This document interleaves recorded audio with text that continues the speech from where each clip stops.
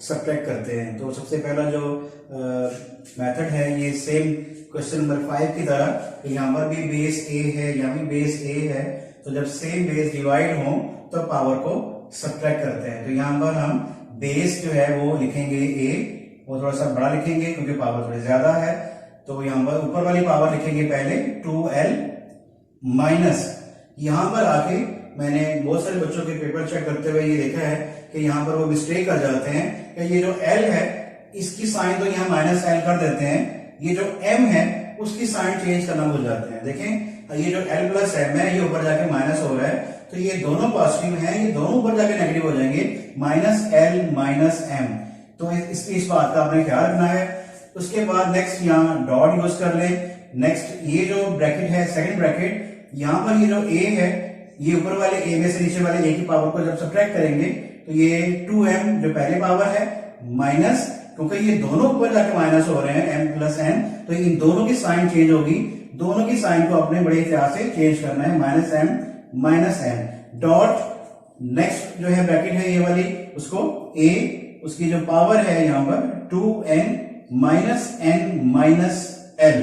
तो ये इस बात का ख्याल रखना है कि आपने ये जो दोनों साइन है चेंज करने हैं। देखें हम l प्लस m को इसमें से माइनस कर रहे हैं, तो जो माइनस का ये रूल होता है कि माइनस के बाद वाले उनके सारों के हमने साइन चेंज करने होते हैं, ठीक है।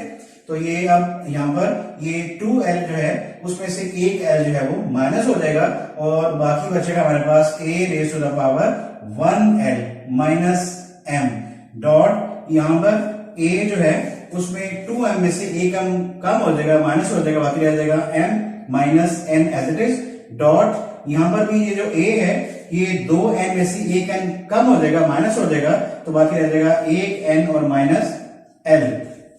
यहाँ पर भी अक्सर बच्चे सोचते हैं कि ये जो l है उसका ये जो 2 है ये कहाँ चला गया।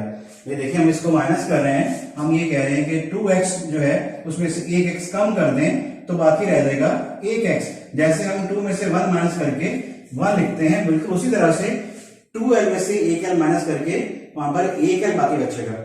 जरूरत है उसमें से एक कम कर रहे हैं तो 2 3 लिखेंगे ना यहाँ पर, तो l minus m remaining value m minus n और यहाँ पर n माइनस l। अब देखें जो एक लॉ है जो हमने यूज किया है डिवीजन वाला कि जब सेम बेस डिवाइड हो तो पावर माइनस करते हैं, वो हमने कर लिया, उसको सिंप्लीफाई भी कर लिया। अब यहाँ पर 3 बेस जो हैं वो मल्टीप्लाई हो रहे हैं, तो मल्टीप्लिकेशन का जो रूल है जो लॉ है वो यही है कि जो एक बेस a जो है उसमें ये पावर को ऐड कर देंगे, l minus m plus m minus n plus n minus l। तो ये जो एक a लिखकर मैंने ये पावर और इस पावर को आपस में ऐड कर दिए क्योंकि ये मल्टीप्लाई हो रहे हैं। तो मल्टीप्लिकेशन के लिए हमने बेस को एक दफा लिखकर पावर को उसमें ऐड करना होता है। अब देखिए यहाँ पर कुछ चीजें कैंसिल हो जाएंगी, जैसे ये प्लस का l है ये माइनस के l से कैंसिल होगा, माइनस का m प्लस के m से कैंसिल होगा, माइनस का n प्लस n से कैंसिल हो गया। और जब कोई चीज प्लस माइनस करते हुए कैंसिल हो, जैसे अगर हम 5 को 5 से डिवाइड करें तो इसका आंसर 1 आता है, लेकिन अगर हम 5 में से 5 माइनस करें तो बाकी 0 आता है। तो जब कोई चीज प्लस माइनस करते हुए कैंसिल हो जाती है, कट हो जाती है, उसकी जगह बाकी 0 आता है।